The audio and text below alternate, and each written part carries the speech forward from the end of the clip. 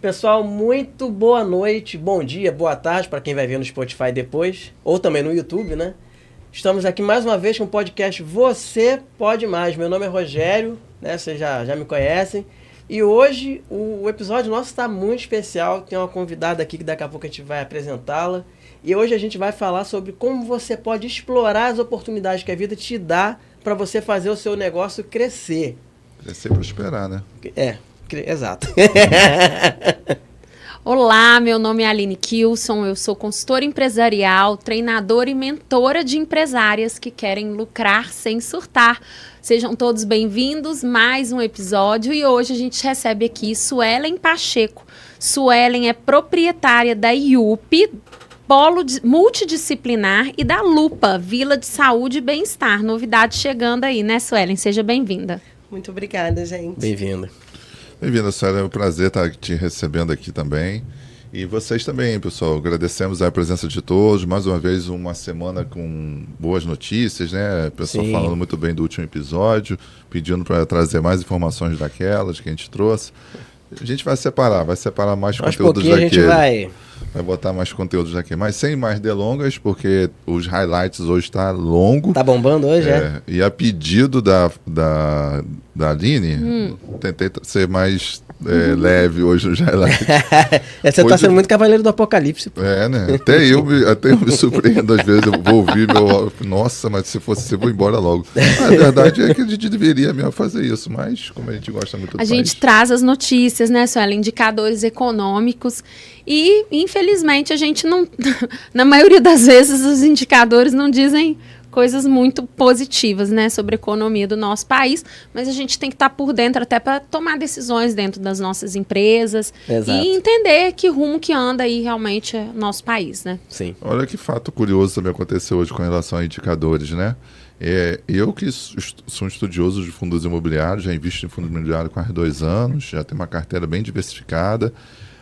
Eu trouxe na semana passada, não foi? Foi. Uma notícia sobre, até fundo imobiliário, mas também sobre as PJs em agronegócio. Sim, sim.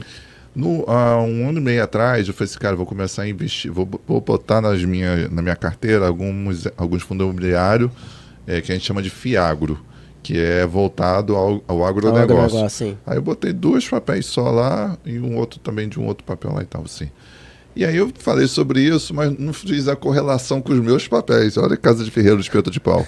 Eu trouxe a notícia e não fiz a correlação. Aí todo mês, quando começa a cair os rendimentos, né, eu vou lá e vou atualizando uma planilha Excel para depois, no final do ano, fazer um comparativo de qual fundo foi melhor, qual eu devo aumentar minha posição e tal. Sim. Geralmente aumentar, dificilmente eu tiro, porque meu objetivo é renda passiva no futuro.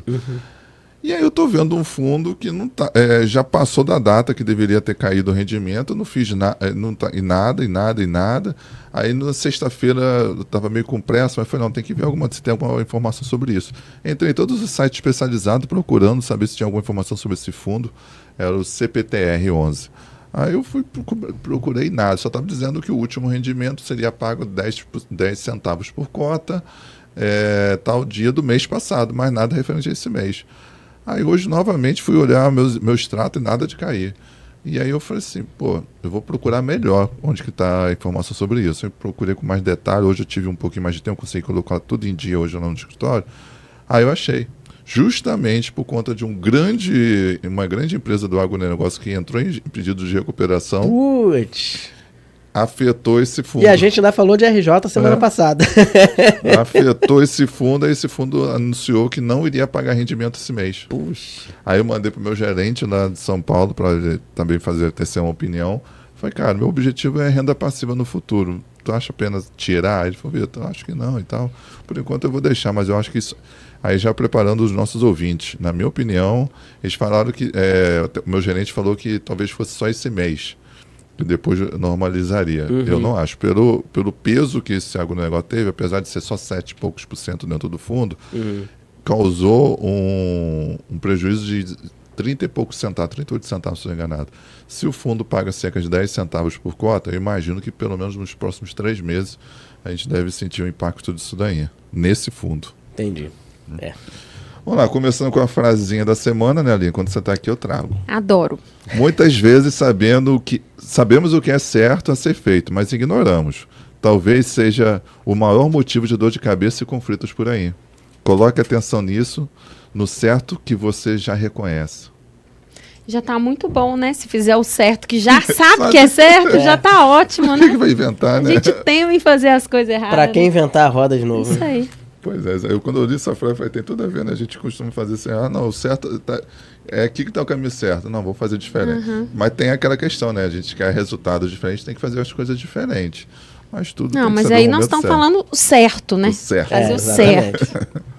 Não é o que está errado que a gente precisa mudar de direção. Uhum. Perfeito. Muito bem colocado.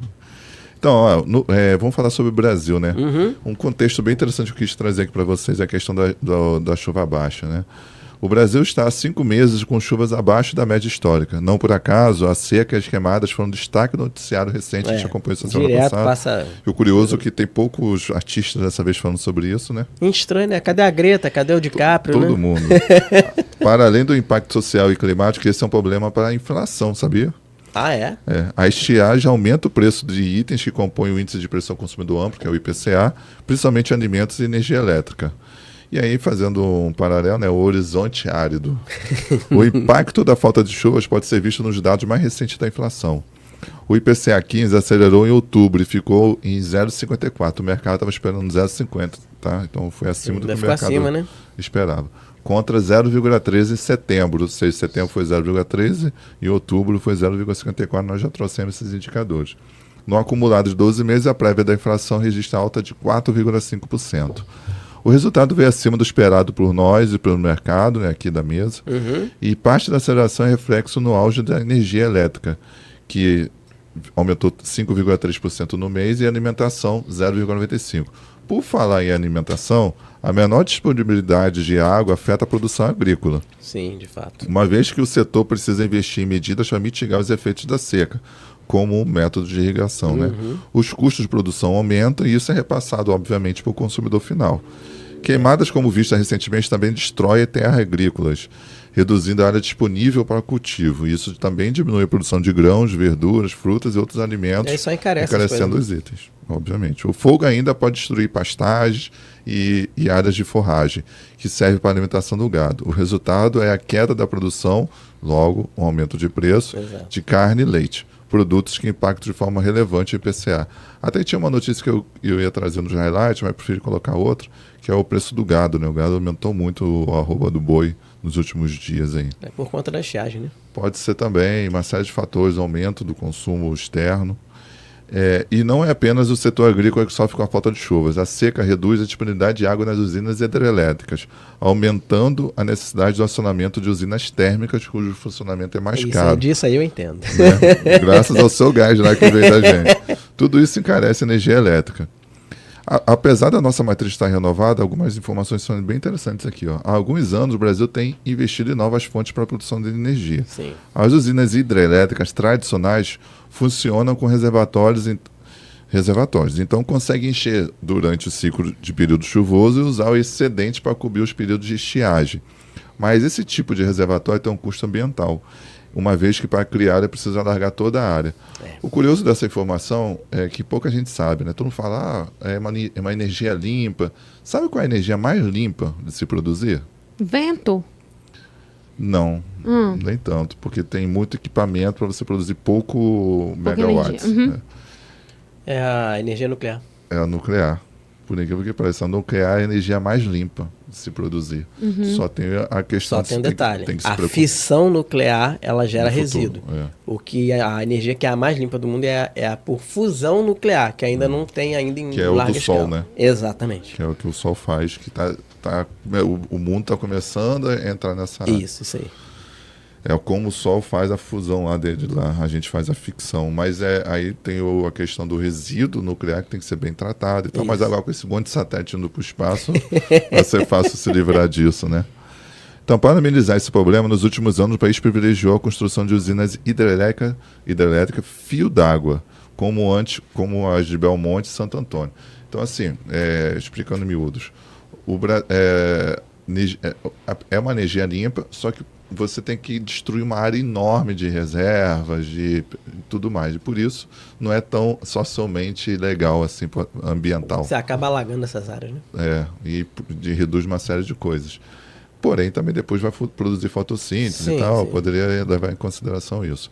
Mas o que acontece, por exemplo, igual a Itaipu. Itaipu, o reservatório consegue manter produção de energia por um longo período de estiagem, porque é maior do que a quantidade de água que passa pela turbina. E isso, obviamente, isso foi graças a todo um alagamento que houve ali para formar o lago de Itaipu. Belmonte, apesar de ser uma usina gigantesca, acho que até maior em questão de turbinas do que a Itaipu, era no fio d'água. Ou seja, se começou a cair o reservatório e se começou a estiagem, imediatamente ela começa a parar de produzir. Tanto é que tem até um dado aqui, ela está hoje com 3% da sua capacidade total. Com essa seca, né? Com essa seca. Então, o aumento também de uso de placas solares e parques eólicos veio no mesmo sentido de encontrar alternativas com menor impacto ambiental. Mas como essas fontes geram energia de forma intermitente, ou seja, precisa de sol, precisa de vento, elas deixam o sistema nacional mais suscetível a uma escassez pontual de energia. O Brasil tem muito isso. Ele tem uma dificuldade de geração de energia, né, por conta das suas fontes serem mais limpas. Porém, ele talvez seja o sistema mais conectado do mundo. Ele tem pouco backup, né, pode causar um apagão, porque pode faltar energia. Sim. Porém, o sistema elétrico brasileiro ele é um dos sistemas mais conectados do mundo. Na época, quando eu trabalhava em Itaipu, uma vez a gente simulou a Itaipu saindo do sistema, e o Nordeste abastecendo o Brasil. Olha! Num determinado período foi um sucesso. Ninguém notou nada, né? Ninguém percebeu nada, mas nós fizemos isso. Que legal. Em determinado momento você estava recebendo energia de Itaipu, e de repente começou a receber energia do Nordeste, porque Itaipu caiu. É possível uma mudança na matriz energética em números. Em 2006, 85% da capacidade produtiva de energia do país era baseada em hidrelétricas.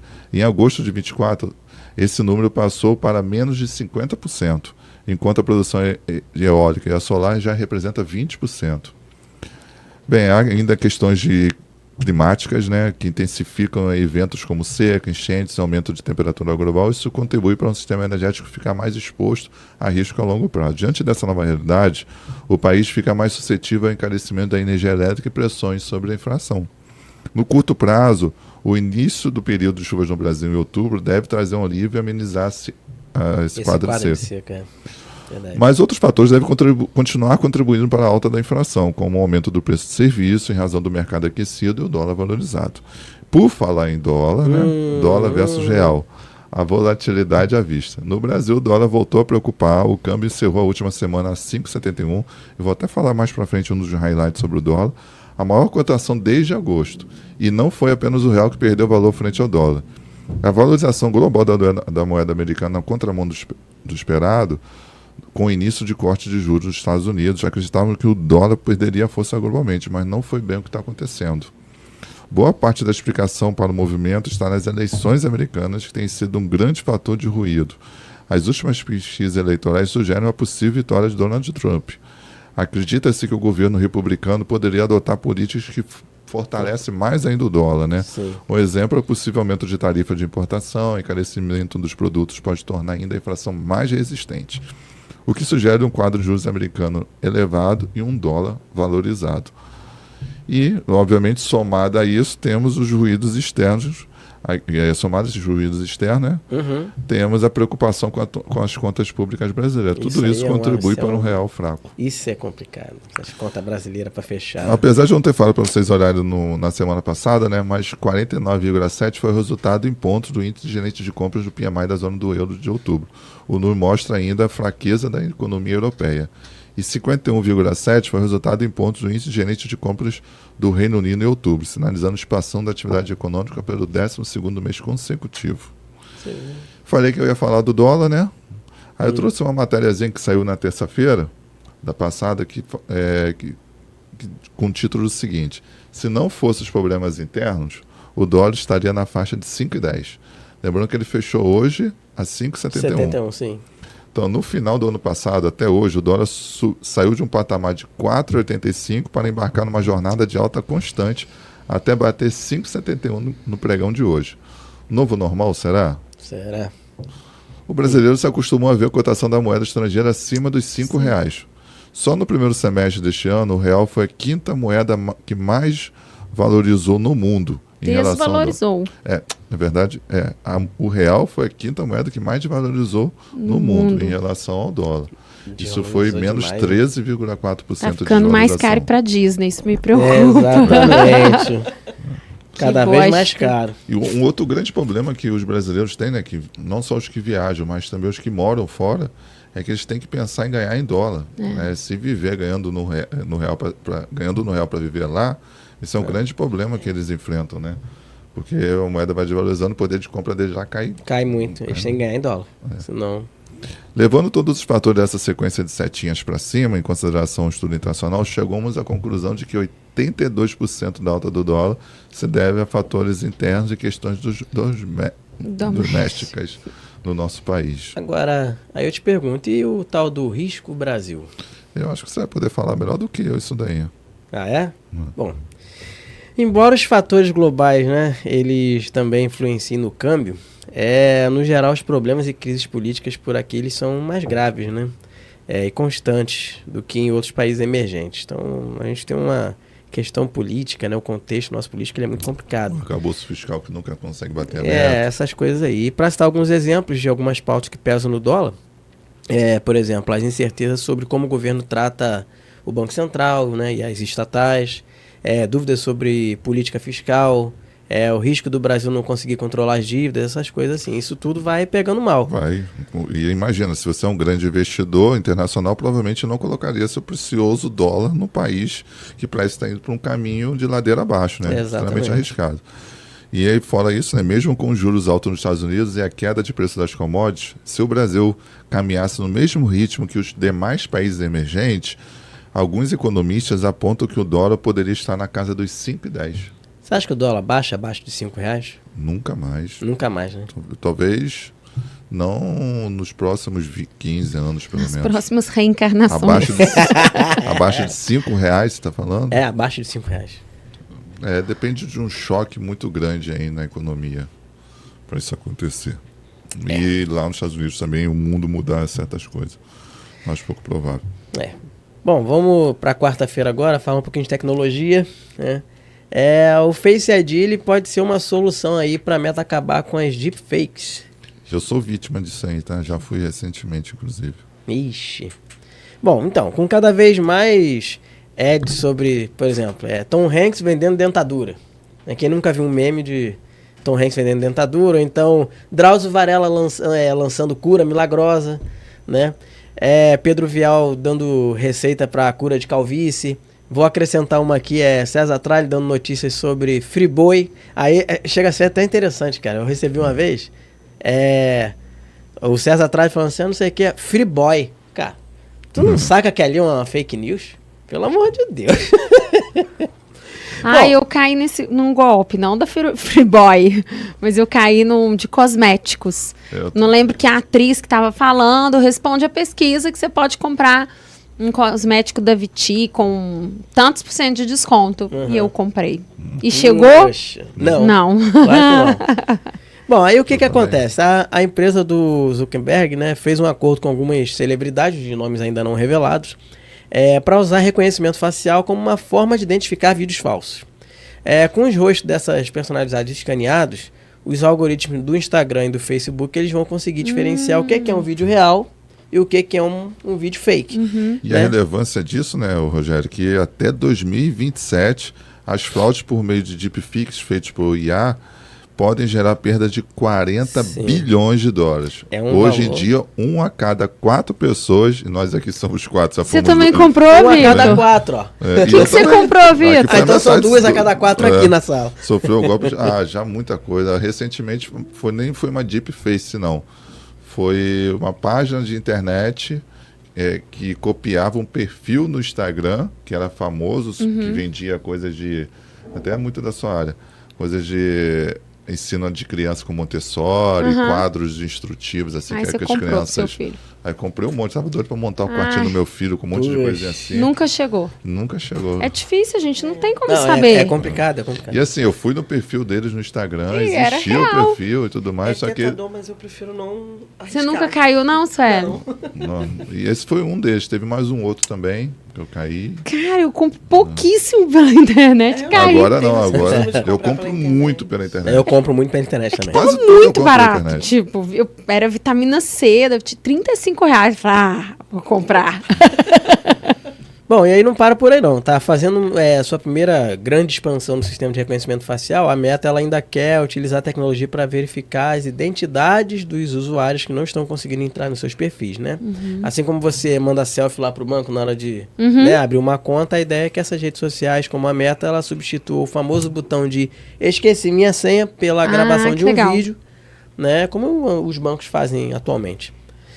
E os primeiros testes dessa ferramenta nova, elas deram bons resultados. Agora a Meta ela vai começar a notificar as celebridades para conferir se elas querem, né, realmente fazer parte desse programa. Bom, se eu receber o convite, eu aviso, tá? Gente, eu fiz meu LinkedIn. Ou eu, se for um de nós aí. Eu fiz meu LinkedIn eu sei. verificado. Fez? Eu recebi seu convite, agora você é uma Eu mulher tô do ficando. LinkedIn, Ai, tá ficando vocês importante. não estão me ensinando, eu tô tendo que dar meus pulos para aprender, né?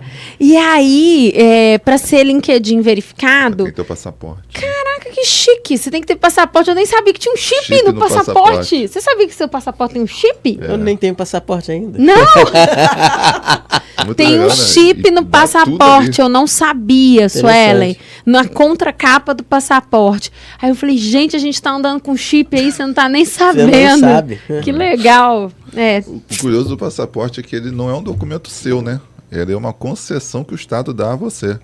Tanto é que se você perde, você paga a multa. Por isso né? tem validade, aqueles negócios todos, né? É diferente da Interessante. identidade. Quinta-feira, uma notícia de quinta-feira, dia 24/10, um juridiquês, né? Ih, Lembra do ó. nosso Xandão? Vamos falar Dessa de vez ele Xandão foi agora. bem, dessa vez Ah. ele mereceu aplausos. Então, vamos lá. Alexandre de Moraes diz, aqui não, seu PJ. Bem, durante uma sessão do STF, no caso na quarta-feira, né, o ministro mais polêmico do país soltou uma reflexão que dividiu opiniões. E dessa vez não é para o lado político. E pode influenciar todo o mercado de trabalho do Brasil. Devido à alta carga tributária e à complexidade da justiça do trabalho, inúmeras empresas brasileiras estão optando por contratar funcionários na modalidade PJ, ao invés do tradicional modelo CLT. O fenômeno é chamado de pejotização. E é mais frequente do que parece. Cresce ano após ano, cerca de 20% ao ano, em todo o mercado. São mais de 2,2 milhões de trabalhadores que estão inseridos no mercado de trabalho como PJ. Inclusive, as pequenas empresas que estão começando, elas estão aderindo muito a esse modelo aí, pejotização. Então, o problema é que esse termo acabou ficando um termo mal cunhado. Como se fosse pejorativo. É, né? Pejorativo. E não é, Não é. isso. Assim, desde a primeira vez que eu trabalhei como PJ, eu tinha uns 20 e poucos anos, eu nunca mais me vi trabalhando como CLT. CLT, pense comigo, cara. CLT é uma lei criada na época de Getúlio Vargas, onde o país era prioritariamente agrário. É uma lei extremamente ultrapassada, não só para quem usa a CLT, como para quem paga um funcionário. Eu vou falar mais aqui na frente. Algumas empresas, inclusive, chegaram a ofertar valores diferentes, e deve ser, né? Deve ser um valor diferente. Até porque assim, é a política do ganha-ganha, que eu vou falar mais na frente. Versus um contrato de CLT. A estimativa é que um funcionário com carteira assinada, você tem uma ideia disso? Quanto custa um funcionário com carteira assinada? Não, além do essa salário? parte eu deixo pro meu esposo. Quanto você acha que... Vocês já sabem, A né? gente já sabe. É cerca de 2 vezes mais você paga um funcionário. Então, se o funcionário ganha R$1.000, você gasta com ele 2 mil. 2 mil. Entre tudo. Tem alguns que botam 1,8, 2,3, depende muito dos benefícios que você oferece.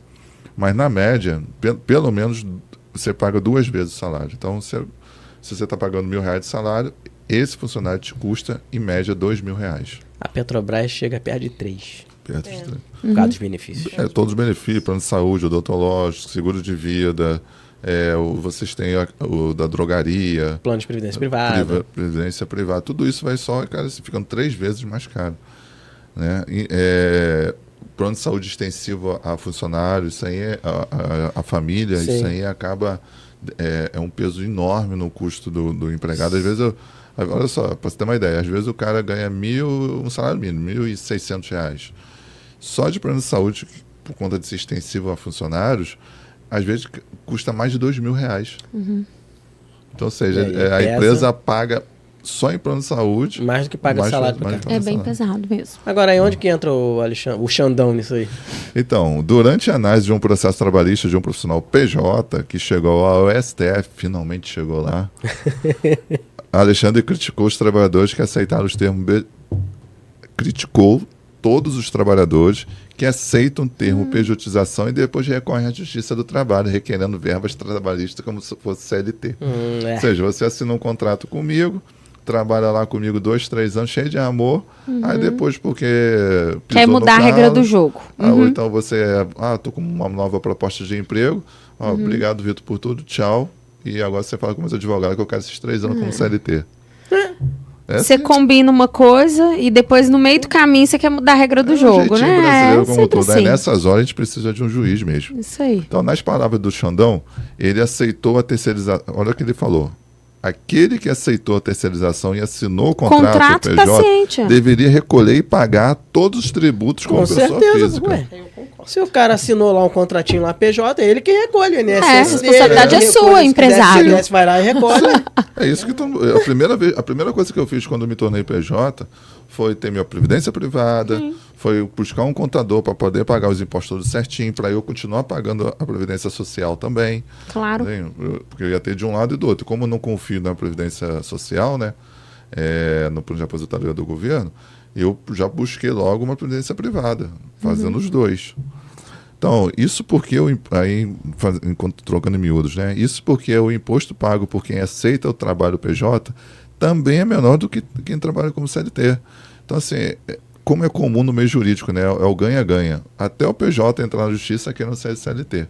Porque está todo mundo ganhando. Olha só, a ideia de transformar a pessoa em PJ é o seguinte: principalmente pessoas que ganham um salário muito alto, a gente está falando de engenheiros, médicos, etc. Esses caras, não tem como você pagar um CLT de 20, 30 mil reais. 20, 30 mil reais para uma empresa vai custar cerca de 60 mil reais para a empresa. Então, o que é melhor? O cara vai pagar menos imposto sendo CLT, sendo PJ. A empresa também vai pagar menos imposto sendo o cara sendo PJ. Então, o que faz? Em vez de você ganhar 30 mil como CLT, e perder só de imposto de renda aí 27,5%, só de imposto de renda, mais outras coisas, sindical e tudo mais, que vai te sobrar aí líquido algo em torno de 23, 21 mil, faz o seguinte: eu vou te pagar 45 mil líquido com o PJ. E aí você se vira e paga as coisas. 45 mil e você se resolve lá no que você quer. Se você não quiser recolher imposto, se não quiser pagar sua previdência, não paga. Porque tem isso, porque a previdência também não é não é tão bom assim. Às vezes ele consegue pegar esse dinheiro e investir em outras coisas que vai gerar renda para ele no futuro. Perfeito. Então, de acordo com o ministro, há uma incoerência e falta de lógica no sistema atual que não favorece o aumento, que não só favorece o aumento de disputas na justiça de trabalho, como também beneficia o trabalhador. Só falando de números aqui interessante, ó. Você sabia disso? O Brasil concentra 98% de todas as ações trabalhistas do mundo.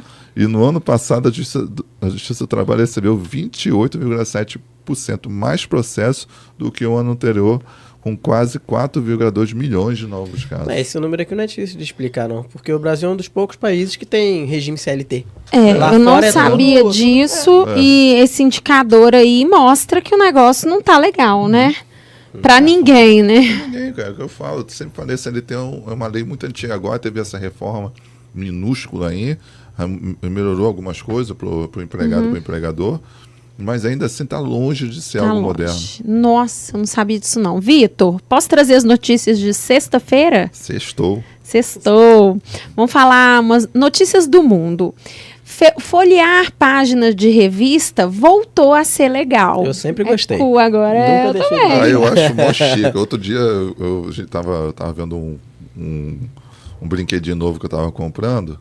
Aí fiz uma questão de botar um óculos escuro, um bonezinho, sentar junto com a minha namorada e folhear uma revista daquele assunto e ficar assim... Você acha legal?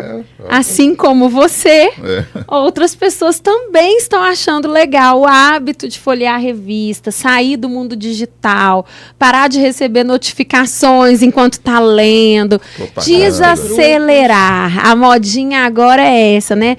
E aí, olha que legal, essa experiência de passar na banca. Você lia Capricho, Suelen? Muito. Quem não, né? Quem não lia? Como adolescente não lia Capricho? Eu lia para tentar entender o universo das mulheres. Você conseguiu entender, Vitor? Até hoje, cara. Meu irmão também lia, minha falava a mesma coisa, que é para entender o universo feminino. Até hoje não está entendendo. Mas até hoje não deu certo.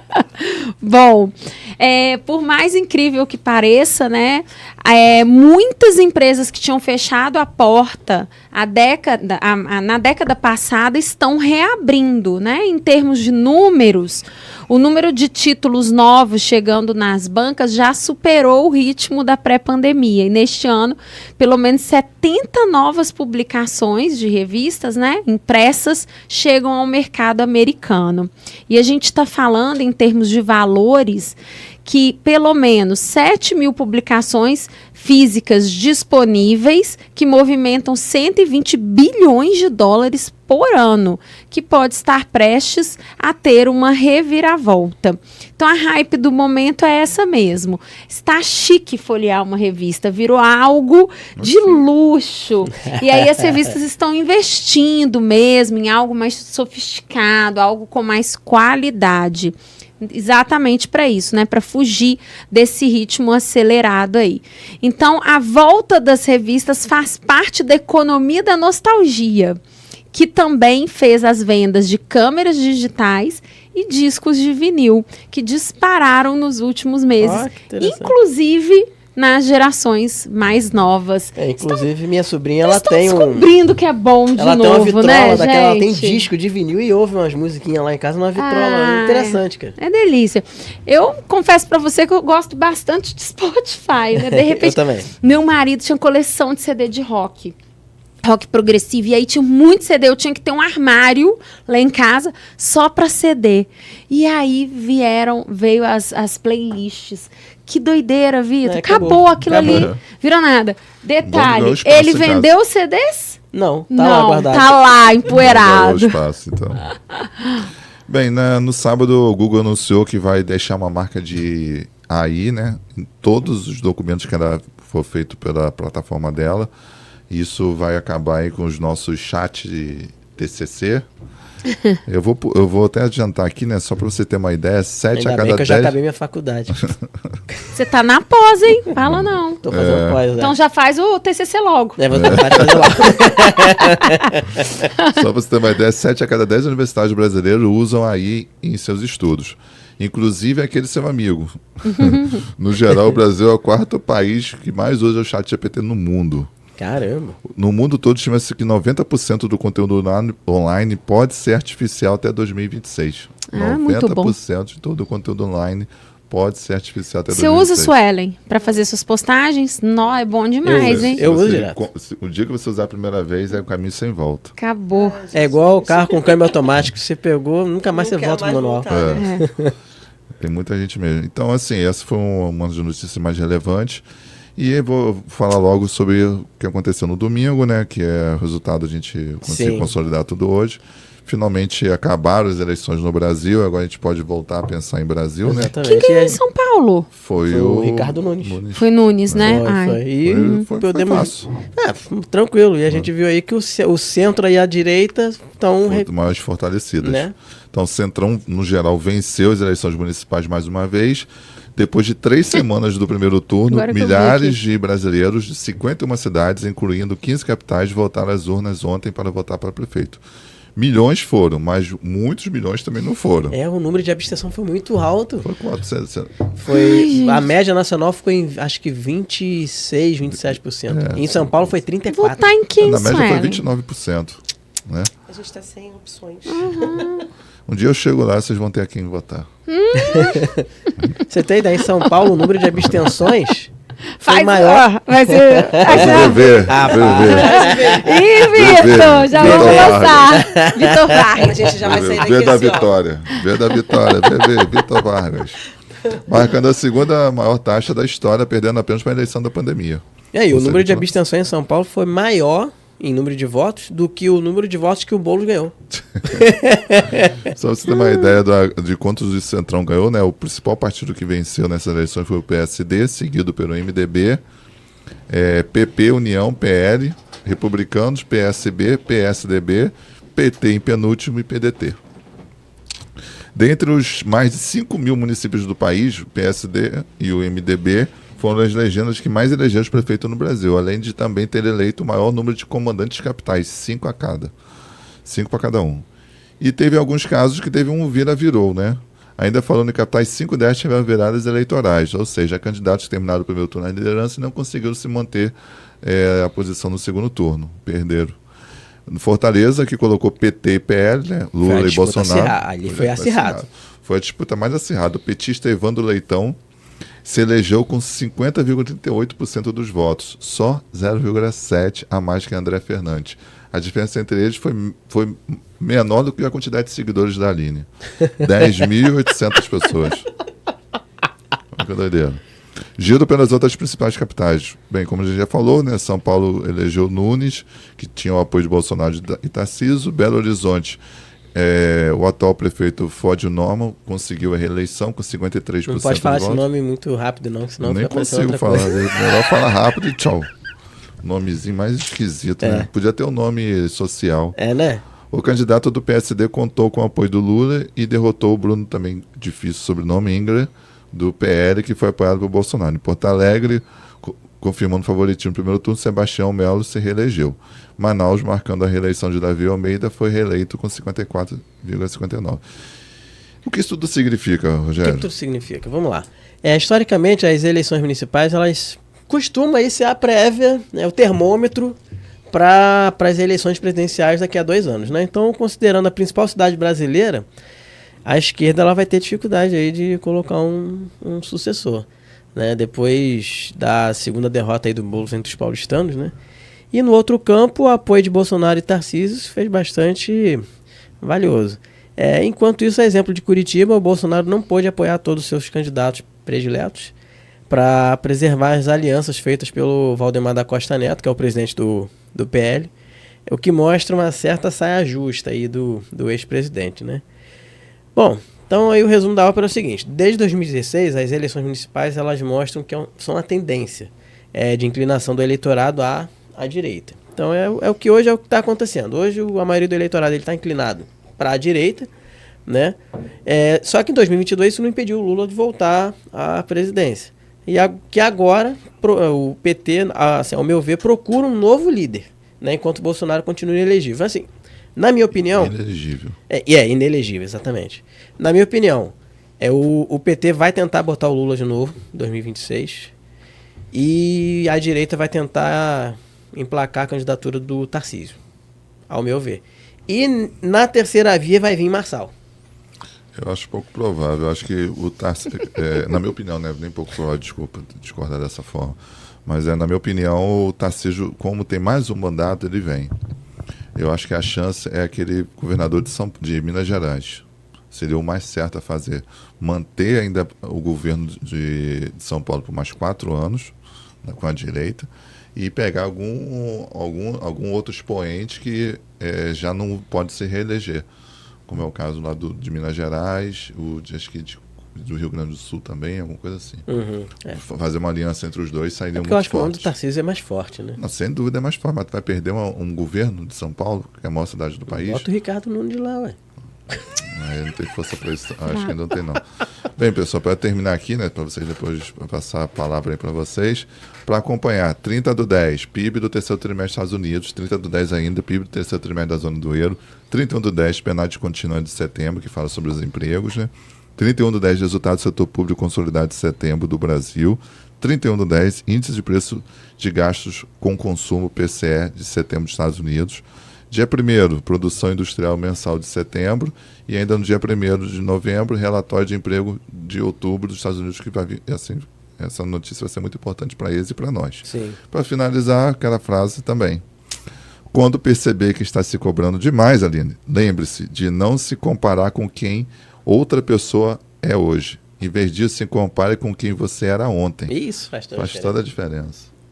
Verdade. Muito bom. Muito E bom. acabou. Vitor Vargas, adoro suas frases. Também, muito bom, muito bom. Pessoal, então, trouxemos aí o quadro que eu gosto muito de chamar Giro pelo Mundo em 30 minutos. Geralmente a gente não leva 30 minutos, leva um pouquinho mais, mas não tem problema. E agora chegou a hora de nós apresentarmos a nossa convidada, mais uma vez, Suelen Pacheco. E hoje ela vai falar aqui do exemplo de vida dela como empreendedora. Estamos ansiosos para ouvir você. Olá, gente. Boa noite, bom dia, Boa tarde. Então, falar um pouquinho de mim. Eu me chamo Suelen Pacheco, tenho 41 anos, sou casada com o Thiago, tenho 2 filhos adolescentes, a Manuela Pacheco e o Pedro Lucas Pacheco. Sou proprietária da IUP, um polo multidisciplinar, onde a gente trabalha com desenvolvimento infantil através do esporte. E, em breve, estamos inaugurando aí a Vila de Saúde Lupa, que é um espaço onde a gente vai atender crianças neurotípicas, né, crianças com deficiência, e toda a sua família para estar otimizando esse tempo enquanto as crianças estão fazendo suas terapias, esse pai e essa mãe também possam ter esse olhar cuidadoso, né, de uma equipe toda preparada para poder estar atendendo a família como um todo. Sou formada em Educação Física. Sou psicomotricista, sou especialista em neurociência e hoje eu atuo como terapeuta aquática, trabalhando com crianças com deficiência dentro da piscina. Essa é a Suelen. Tem uma cara de brava, e o empreender? Ela fala Onde surgiu o empreender na sua jornada?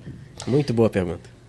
Então, vamos lá. Com 12 anos, eu escrevi uma carta para minha mãe, onde eu falei que aos 30 anos eu queria ter um espaço para criança, mas eu ainda não sabia o que era. Como é que é poderoso a ferramenta de escrever? Igual a Paula, ela falava que queria ser médica de dente. De dente, é isso mesmo. E aí, com 30 anos, eu abri minha primeira empresa. Olha. Abri com uma sociedade que não deu certo, mas 1 ano e meio depois eu saí da sociedade e abri a IUP. E a IUP, ela foi literalmente um presente para mim, porque o nome IUP foi dado pela minha filha quando eu tinha 4 anos. Eu ia te perguntar isso, por que esses nomes? Então, na realidade, como a minha outra empresa tinha um outro nome que foi dado pelas sócias, né? Eu tive que abrir um novo segmento com outro nome. E eu lembro que eu chorava muito, e minha filha falava, mãe, não chora, você vai ter um nome. E um dia ela acordou, desceu na escada, ela falou, mãe, já sei o nome da sua empresa. Isso eu com falei, 4 anos. Yupi. 4 anos. Eu falei, qual ela? Lugar de Criança Feliz. IUP. Ai, e ela legal. pulou da escada, assim, pra sala. Aí eu falei, faz de novo, filha. Aí ela, IUP, eu, mais uma vez. Foi quando ela falou, mãe, IUP, Lugar de Criança Feliz. Foi quando o nome surgiu. A IUP, quando a gente abriu, era uma empresa onde todo mundo era meu funcionário. Então, assim, a pandemia ela veio para trazer esse outro olhar, que hoje a empresa se transformou, né? Na realidade, o olhar do meu esposo, assim, eu sempre tive um desejo do meu marido trabalhar comigo. Só que quando eu tive a IUP no primeiro segmento, eu falo que existe 2 IUP, antes da pandemia e pós-pandemia. Porque meu marido, ele é contador e auditor de empresa, então eu precisava desse olhar. É a faca ou queijo na mão? Poxa! E assim, como eu sou muito coração, e ele é a razão. Eu falo que a IUP, Mas é o normal. Excelente. ela é bem dividida, assim, sabe? Então, o meu olhar é na criança, nessa família, nesse desenvolvimento, e o olhar dele é Na gestão. Na gestão completa, na Legal. administração, no financeiro, enfim. E aí foi quando, na pandemia, ele abriu mão da sociedade que ele tinha, de uma empresa, e ele veio com um olhar diferente quando ele falou, chega de ter funcionário, está na hora de você ter a gente está indo para um espaço maior, então a gente precisa otimizar esse espaço. Como que ele fez? Eu lembro que eu falava para ele assim, não, eu não quero, porque eu ainda não tinha essa visão. Eu falo que o empreendedorismo aconteceu comigo com o olhar do meu esposo, pós-pandemia. Pós-pandemia. Porque o meu olhar antes da pandemia era um olhar só no desenvolvimento da criança. era um olhar do cuidado, do aprendizado, sabe? Do desenvolvimento motor, cognitivo dessa criança. Eu não tinha um olhar da empresa, o potencial dessa empresa. Esse potencial veio quando o meu esposo, o Thiago, veio trabalhar comigo. Na verdade, a sua trajetória, Suelen, é parecido com de muitos profissionais que foi estudar educação física para abrir uma academia. Só que tá aí, estudou gestão, estudou administração de empresas, não. A Ana Paula estudou odonto. De repente, ela se vê dona de uma clínica com funcionários que trabalham para ela. Mas é a parte de gestão. E aí, muitos, né, depois de sofrerem um pouquinho aí, vão procurar se especializar na área de administração e gestão. Sua visão era de profissional da área do desenvolvimento humano da saúde, né, física e motor. Eu falo que eu fui um pouco ousada. Porque quando eu abri minha primeira empresa em 2013, Aline, não existia no estado um espaço de academia para criança. O que tinha era uma academia de adulto que tinha um espaço para criança. Ainda não tinha essa nomenclatura, academia para criança. Sim. Então, quando eu abri, foi um susto. Eu lembro nitidamente que meu esposo falou assim, você tem certeza? Eu falei, tenho, porque eu confio no meu trabalho. Eu sei a profissional que eu sou. Eu trabalhei 11 anos numa escola com criança. Foi a minha maior escola de desenvolvimento para criança. Então, assim, eu falo que eu fui bastante ousada. Porque como é que você não tem uma gestão, você não sabe como funciona e você abre um negócio que não se tem? Sim. Você tem que ser muito ousada. Sim, com certeza. Mas é claro que eu tive anjos, né? Eu falo que eu tive pessoas que Deus foi colocando no meu caminho. Mas eu digo assim, a visão da IUP hoje é uma visão de empreendedorismo. Legal. A IUP hoje, ela é um polo multidisciplinar. Então, dentro da IUP, hoje eu tenho 5 empresas parceiraças que estão comigo desde 2020, que falam a mesma língua, que desenvolvem do mesmo jeito, que acompanham o mesmo trabalho, que somatizam todo o projeto que a IUP tem, porque eu falo que a gente não consegue ir a lugar nenhum sozinho. Com certeza. E assim, ali eu me encontrei com todos os parceiros que eu tenho. Então, hoje a IUP, ela tem uma escola de dança, uma escola de música, ela tem uma escola de inglês, a gente tem um contraturno, a gente tem uma escola de natação, que é a minha abordagem. A gente tem um café, que é Dona Pitanga, onde tem, né, 2 senhores que tomam conta. Então, tem cheiro de vô, de vó. É verdade. É ou não é? Verdade, eu sou... É muito gostoso, assim. Eu falo que a IUP, ela é uma extensão do lar, sabe? Eu digo que a criança, ela queira ir, mas não queira sair. Quando tem aquele cheirinho de bolo, aquele café fresquinho, aquele cheiro de pão de queijo. Eu lembro que quando eu realizei meu sonho, né, o meu projeto de 12 anos, minha carta, a minha mãe leu a minha carta para todos os funcionários que eu tinha naquela minha primeira empresa. Que não é a IUP. Não é a IUP. Era da academia. Era outra academia, isso. E aí eu lembro... Você realizou quantos anos? Você falou que escreveu essa carta com 12 anos. Com 12 anos. Eu abri a empresa em final de junho de 2013, quando eu completei 30 anos, 17 de junho de 2013. Você completou 30 anos, aí... Então, mas na carta eu falei que até os 30... Até os 30 você seria um empresário. Espaço um espaço para crianças. Eu não sabia, com 12 anos você não sabia o que 18 anos depois. Mas foi bem objetiva também. Você podia falar, até os 30 anos você seria empresária, por exemplo, empreendedora. Não, mas... Não, ela foi do objetivo. Taxativa. Mas minha mãe sempre fala muito isso, que desde pequena eu sempre tive doce para crianças. Isso é uma coisa que minha mãe fala muito. Realmente é um dom. As pessoas que sabem cuidar de criança, as crianças até entendem, né? Já correm para aquela pessoa. E aí a IUP se tornou esse polo. Só que eu tinha um sonho de cuidar dessas crianças com deficiência. E eu lutei muito contra esse propósito que Deus me deu, né? De estar lidando com criança com deficiência. Eu fiz fisioterapia, que foi minha primeira faculdade. E eu lembro que eu fui fazer meu primeiro estágio numa clínica para crianças com deficiência. E eu perdi a criança que eu estava cuidando. Isso me bloqueou muito.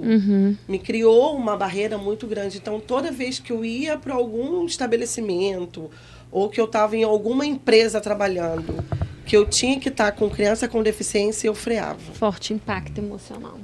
Eu freava. Porque a sensação que eu tinha era de incompetência, assim. Eu não estava preparada para lidar com aquela criança. E eu sinto nitidamente o quanto que eu fui trabalhada, porque, por exemplo, na escola que eu trabalhei 11 anos, na minha turma, tinha um PC. Aí depois eu fui para natação na escola, nas minhas turmas, tinha síndrome de Down. Aí depois comecei a trabalhar com criança. Na minha primeira empresa, os pais me procuravam para aula de personal para criança com deficiência. Ou seja, Deus Quando já eu falou. abri a IUP... Deus falou assim, precisa de Minha mais? filha. Qual o seu demais. problema? Eu tô te mandando pro caminho certo e você tá procurando outro caminho. Faz a coisa certa. Faz uma coisa certa. assim, exatamente, Aline. Né? E foi quando eu falei, tá bom, já entendi. Esse é o meu propósito. E eu tive muitas indicações de médicos, né, que trabalham com neuropediatras. E eu falei, tá bom, então se é para fazer, vamos fazer bem feito. Então eu comecei a me especializar. Legal. Eu comecei a me preparar para que eu pudesse estar pronta para atender essas crianças. E hoje eu saí literalmente das turmas de natação. Eu tenho um pai aqui que reclama muito quando eu não estou na piscina. E hoje eu me dedico 100% para as minhas crianças com deficiência. Então, hoje eu sou terapeuta aquática, tanto que o sonho de ter um espaço que eu pudesse proporcionar um bem-estar, uma saúde para essa criança com deficiência, para essa família que muitas vezes são esquecidas, né? Porque o olhar fica só na criança, a demanda é muito grande. Foi quando eu me uni à minha sócia, hoje, que é uma neuropediatra, e a gente está abrindo agora a Lupa, que é a Vila de Saúde e Bem-Estar. Que é o novo empreendimento, É o né? novo Que bacana. empreendimento. Suelen, o que vai ter lá para os pais? Fiquei curiosa. Psiquiatra, psicólogo, hidroginástica, hidroterapia. Nós vamos ter uma área de estética. Então, se essa mãe, enquanto seu filho estiver fazendo alguma atividade, alguma terapia, e ela quiser só ler um livro, a gente vai ter um café maravilhoso. Uma revista? Uma revista. Tem que ter a revista. Tem pô. que ter a revista, claro, tem que ter a revista. E ela vai poder tomar um café. Às vezes, essa mãe, ela não quer fazer nada, gente. Sim. É o momento dela, inclusive, ficar tranquila. Ela quer simplesmente deitar numa rede. E pais também, Sim. tá? E pais também. Não, quando eu falo as mães, eu quero dizer a família. Sim, assim. perfeito. É porque, assim, a maioria das vezes, quem leva para a sessão terapêutica são as mães. Não estou querendo jamais tirar esse lugar desse pai. Mas eu estou querendo dizer assim, às vezes esse pai, essa mãe, eles só querem ficar em silêncio. Perfeito. Ou então Eles você já querem- pode pensar, já que tem muitos pais que levam, que eu sou um caso assim, bota uma televisão para ter um jogo passando, um videogame. Vai ter seu Tem que café lembrar, lá, você tem toma que- o café e lê a revista. Aí para vocês não, para vocês tem estética, Não, limpeza e de aí- pele. Hoje tá fazendo estética também, né, Suelen? Muita coisa, é verdade. Ah. Os homens também estão se cuidando bastante. Que Sim, bom, né? né? Que bom. Vocês não Mas ficam eu com o vejo, negócio do assim, ruim. a necessidade desse tempo ser otimizado. Porque Perfeito. muitas das vezes esse pai e essa mãe, eles saem pulando. Agora eu vou para a sessão terapêutica na água, agora eu vou para fono, agora eu vou para psicóloga, agora eu vou para teóloga. E lá a gente vai ter tudo. Terapia ocupacional, psicologia, a gente vai ter fono, a gente vai ter psicomotricista, a gente vai ter psicopedagogo, a gente vai ter otorrino, a gente vai ter cardio, a gente vai ter pediatra, neuropediatra. Vai ser literalmente um espaço completo. Muito Tá bem boa legal. ideia, muito legal. Parabéns. Só sai de lá ruim, entra lá ruim e sai de lá bom. Passa por tudo. Então, assim, esse meu É lado... da cabeça aos pés. A Suelen tem muitos projetos, muitos. Só que eu falo que eu vou esperando as coisas acontecerem. Porque eu não gosto, eu já atropelei muito a minha vida profissional. Porque eu queria para ontem, tudo era para ontem. Então hoje eu consigo, profissionalmente, Aline, respirar. E esperar que as etapas se concluam para que eu possa iniciar outra, entendeu? Agora, deixa eu te perguntar, Aline. Suelen. Que... Aline não, falou Aline é você. Suelen, confundi, perdão. Então, qual dica, ou vamos dizer assim, vamos colocar assim, uma dica que você pode deixar para aquelas pessoas que estão querendo começar a empreender agora, mas tipo, não sabem o que fazer, como começar, precisa de uma inspiração, uma motivação para poder começar a dar um pontapé inicial para poder empreender. Por que eu te pergunto isso? Eu estou começando uma empresa de consultoria que a gente vai começar a atuar com os pequenos empresários, né? Os MEIs e as micro e pequenas empresas. E muitas vezes as pessoas que estão aí com seus pequenos negócios não sabem o que fazer, ou então de repente estão aí batendo cabeça, perto de fechar, né? Existe até um dado estatístico do Sebrae que fala que a cada 10 empresas abertas, dentre esse mundo que eu falei, né, dos MEIs e os micro e pequenos empresários, 7 fecham nos primeiros 5 anos, né, de 6 a 7. Então, qual dica que você pode deixar para esse público? Então, primeira coisa que eu acho, assim, você tem que estar ciente do que você quer fazer. Você tem que estudar o mercado. Não dá para você, eu vou abrir um restaurante. Primeiro, você domina. Segundo, você tem uma equipe. Porque o que eu vejo assim hoje, Rogério? Eu não vejo que a gente tem que estar na mão do funcionário. Eu vou te dar um exemplo. Hoje a IUP, a natação é minha responsabilidade, a metodologia é minha, mas eu sou professora. Eu sei o que eu quero para todos os meus clientes, eu sei o que eu quero proporcionar de experiências para os meus alunos e eu sei como ensinar, como executar. Capacitar, né, a sua equipe. Capacitar, treinar. Porque o que eu vejo? Eu abro porque eu tenho um dinheiro guardado, mas eu não sei como o negócio funciona, eu não sei como ter essa gestão dessa empresa, eu não sei que tipo de serviço... Se o cozinheiro faltar, eu não sei cozinhar. Exatamente. A pessoa não conhece a área que ela investiu, ela é só um investidor. E aí ela é mais refém. Diferente. Ou ela investe... somente, né? E deixa o especialista resolver, ou ela literalmente bota a mão na massa. Então, eu acho que hoje as pessoas querem ser donos. Eu acho que é mais assim. E aí entra uma outra questão. Ou você é dono, ou você é líder. Ótimo. E aí?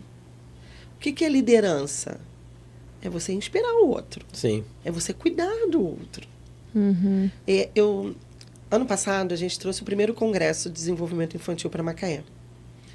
E muito me impactou a surpresa que eu tive da minha equipe. Eu até me emociono em falar, porque foi uma surpresa muito grande, assim, para mim.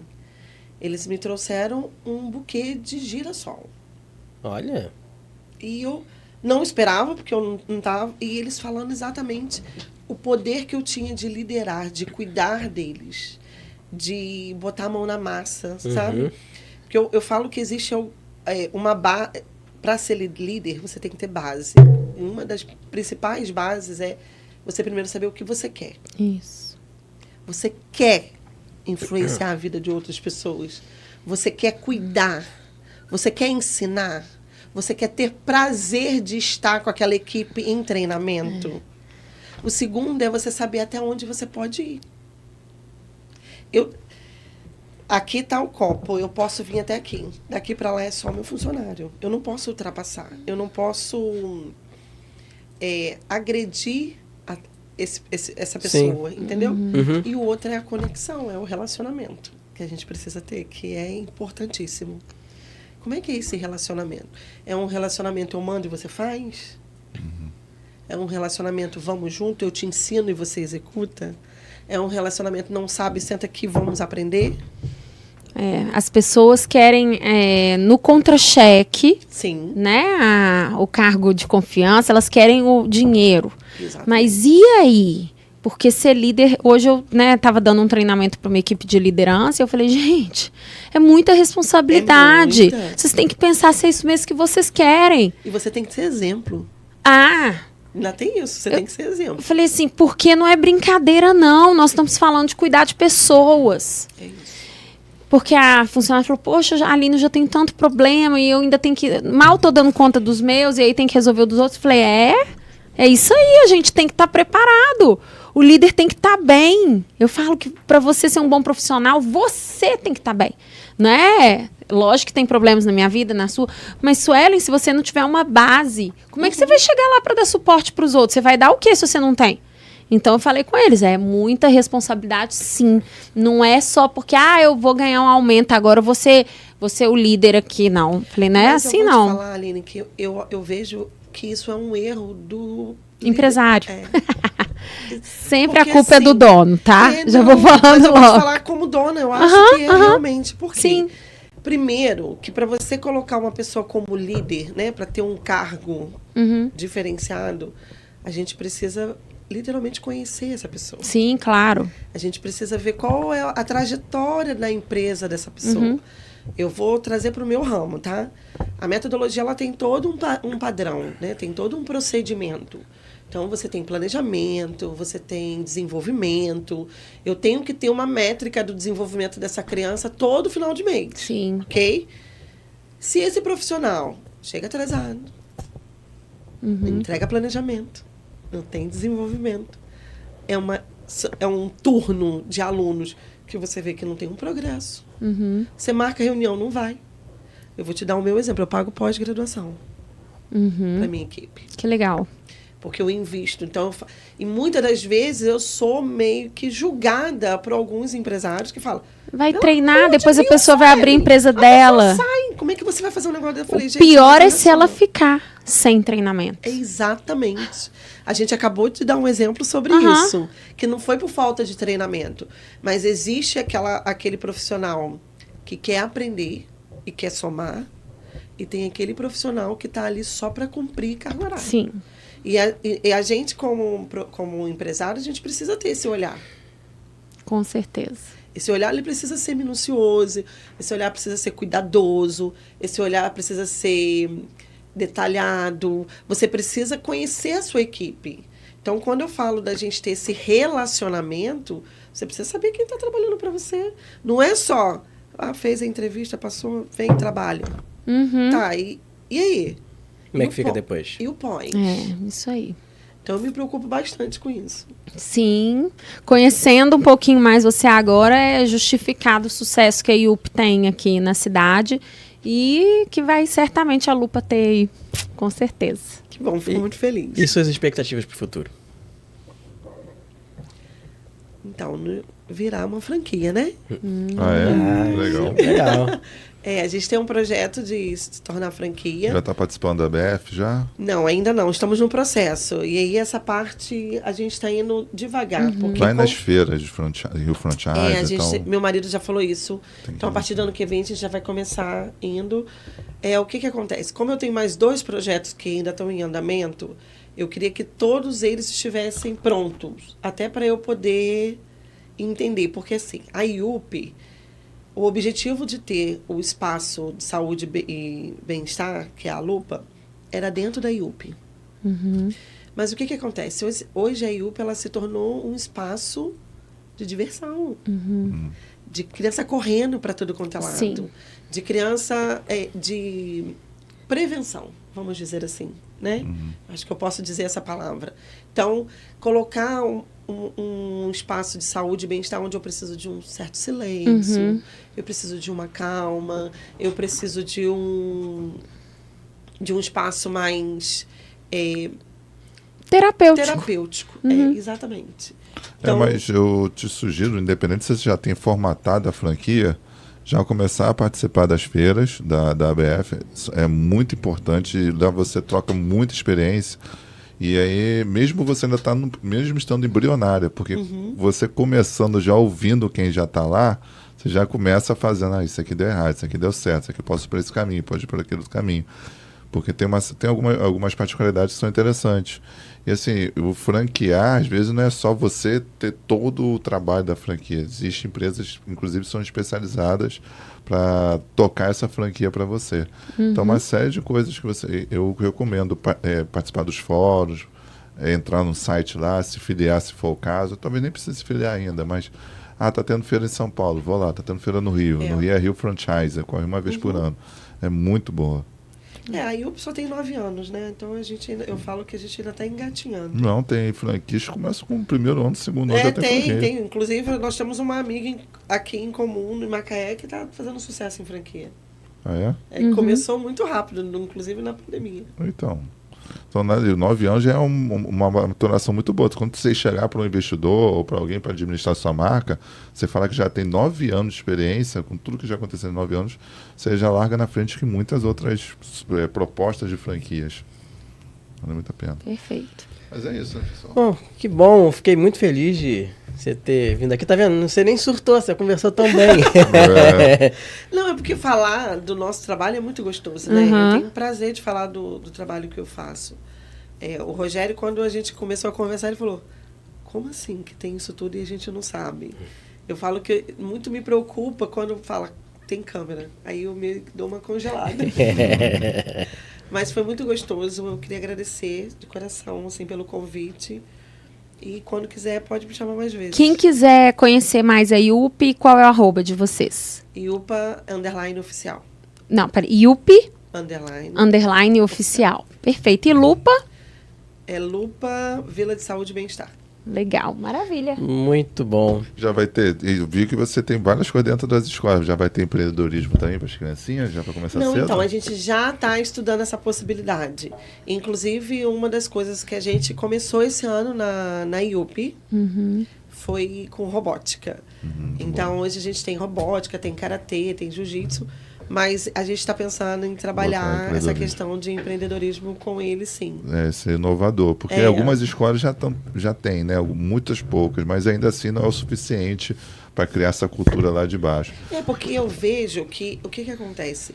A IUP, ela acaba se tornando um espaço onde a criança tem que ter prazer de Então, como a gente já tem essa atmosfera, né?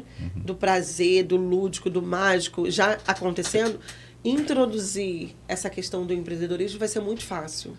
Porque vai aprender de forma lúdica. Melhor do que eu para falar vai ser o Rogério, porque quando ele entra lá, os filhos dele não querem ir embora. Entendeu? Se deixar, eles querem fazer tudo ao mesmo tempo. É exatamente por isso que eu estou falando, já que ali é um espaço alegre, divertido, trazer esse tema que às vezes para muitos hoje é um bicho de 7 cabeças, nessa fase, tendo essa forma lúdica de ver as coisas, seria fantástico para os pais saberem que o filho já está tendo essa ação, porque vai ser mais... o valor agregado será maior do que nas escolas, porque a escola já é chato. Muitas vezes você vai por obrigação. Lá não, você vai por prazer. Então você aprende com prazer. E assim, a gente fala de empreendedor na vida. Você quer transformar todo mundo em empreendedor? Não, para que todo mundo tenha essa visão. Mesmo se você não for um empreendedor. Porque você é um empreendedor da sua vida. Sim, sua casa, da sua família. É você fomentar a cultura empreendedora. Porque às vezes, mesmo você sendo um profissional dentro de uma empresa, você tem que entender como que funciona o negócio para você ser o melhor profissional para aquela empresa. Porque, por exemplo, a gente falou aqui agora que você custa 2 vezes mais do que você recebe para a empresa em média.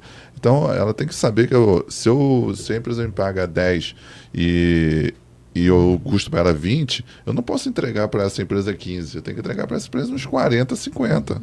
Para que essa empresa possa ter lucro e continue me pagando. E o bacana também é da gente ensinar essas crianças desde pequeno, porque a gente está vivendo numa era muito diferente, né? Muito distorcida, né?